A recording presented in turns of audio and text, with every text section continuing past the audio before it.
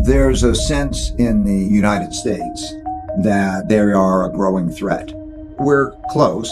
If we go to a military war, it'll almost certainly be the Taiwan issue. So that could be called containment. I think we want to contain China. Their concerns are mostly the domestic concerns.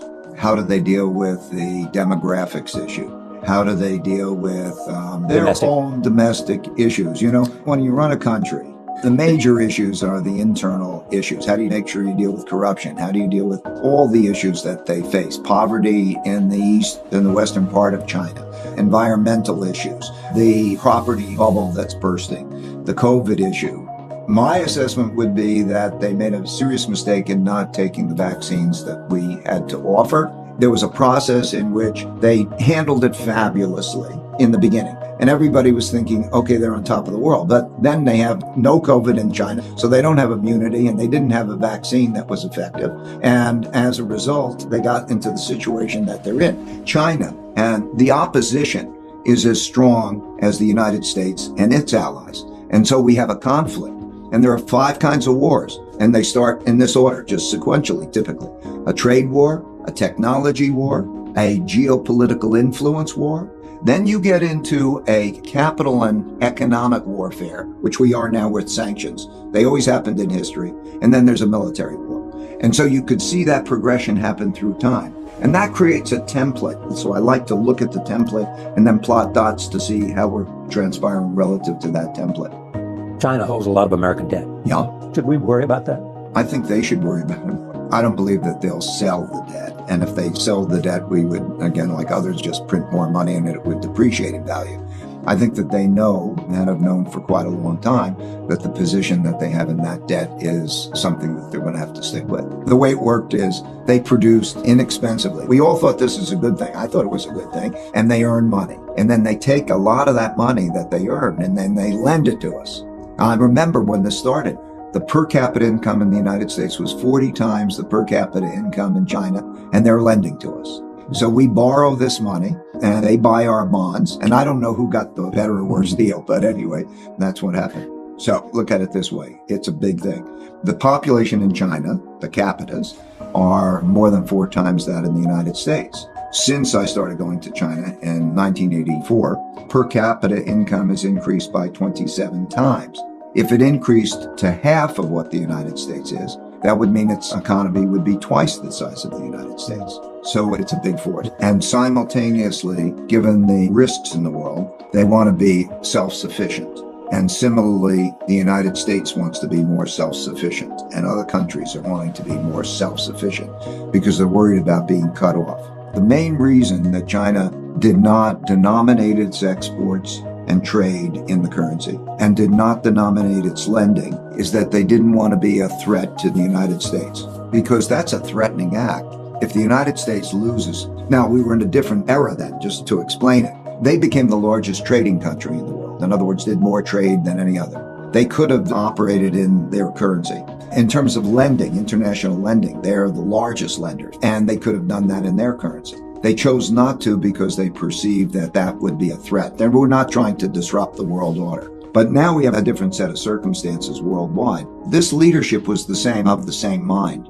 And I think is pretty much today, they don't want to disrupt the world order. But they want to be as great as they can be. They want to be as rich and powerful and so on. But they don't want to disrupt the world order. If you look at history and you understand international relations, which is very much like Confucianism, what you have is called a tribute system. And that means each country is in the place, they know their place, they know the hierarchy. Like in the old days, it's almost like other countries would be almost a vassal state. You would say, I know that you have the power, you pay respect, and you operate in a harmonious way.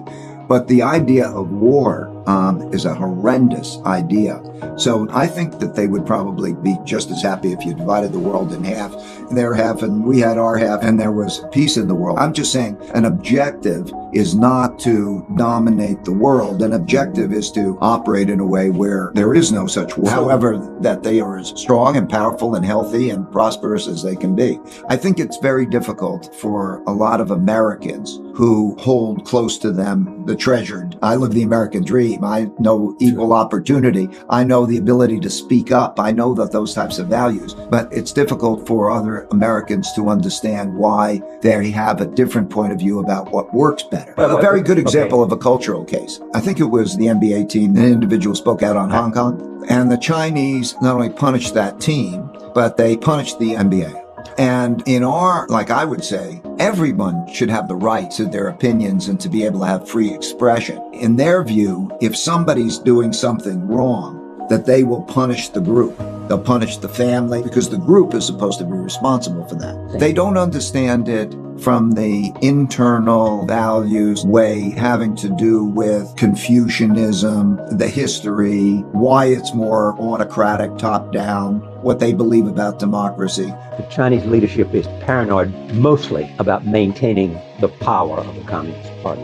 Well, they would view that as very similar to us saying the power of the Constitution, because that is the system, that's the order. In 1949, they made a system, and that's the system. When we think of party, we think of that same multiple party type of thing. They think of it as very top-down, very hierarchical, and it's like the family. Vice President of China, Wang Qishan, described it to me. He said, it's top-down, Americans are bottom-up. And the question is, by the way, we have this issue, are we fighting for that ideology? These are bigger questions. Are we fighting for a democracy and capitalism? Or do we believe that others can find their own approaches and may the best approach win out? That becomes a big question as we pursue it. So that is their approach. It may not be my approach. They will not give that approach up any more than Americans would give up the Constitution, let's say, or their freedom of speech up. So we just have to understand it's like a religion.